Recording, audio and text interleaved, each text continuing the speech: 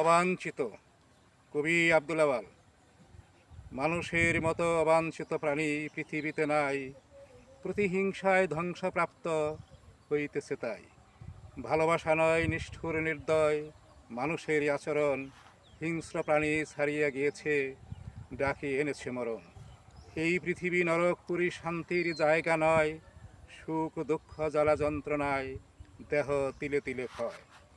আজকের দিনে মানুষের মনে জাগিতেছে খুন, ধর্মের বিধান বিফল হয়েছে, হয়নি তো কোনো গুণ।